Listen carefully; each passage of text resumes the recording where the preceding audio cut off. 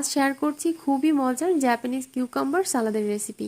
সম্পূর্ণ ভিন্নধর্মী একটা রেসিপি, খুবই ইন্টারেস্টিং এর কাটিং আর খেতেও ভীষণ মজার।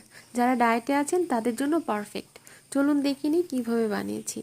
এখানে দুটো বড় সাইজের শসা নিয়েছি। এখানে ওরা জুকিনি ইউজ করে, আমাদের দেশে জুকিনি অ্যাভেলেবেল না, তাই শসা দিয়েই বানালাম। দুটো চপস্টিক এভাবে দুই সাইডে ধরে, কাটিংটা একটু দেখে নেন, এটা বলে বোঝানো সম্ভব না, সোজা সোজা করে এভাবে কেটে নিচ্ছি একটা সাইড, আর নিচে ওই কাঠিটা বেঁধে যাবে এভাবে।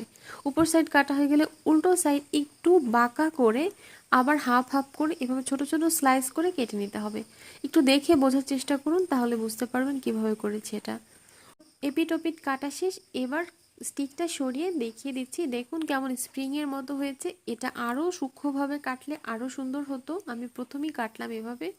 দুটোই আমি এভাবে কেটে নিয়েছি। এবার এটাকে একটা বোলের মধ্যে নিয়ে বেশ খানিকটা লবণ দিয়ে ঠান্ডা পানি দিয়ে 1 ঘন্টার জন্য সোক করতে রেখে দিব। ভালোভাবে যেন লবণটা পৌঁছায় সেটা খেয়াল রাখবেন।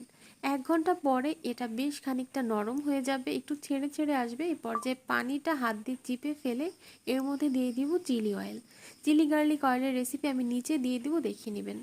1 চামচ সাদা তিল দিয়েছি, এটা রোস্ট করা, ব্যাস হয়ে গেল। এটা দিয়ে মেখেই খেয়ে নিতে পারবেন। মেখে কিছুক্ষণ রেখে দিবেন, এতে টেস্ট আরও ভালো হবে। খুবই হেলদি এই খাবারটা, এটা শরীরের জন্য খুব ভালো একটা প্রোবায়োটিক, খুব ভালো স্বাস্থ্যের জন্য। জাপানিজরা সবসময় হেলথ কনসাস, ওরা এই টাইপের খাবারই বেশি খায়। আপনারা এটা বানিয়ে খেতে পারেন, আর কেমন লাগলো অবশ্যই জানাবেন।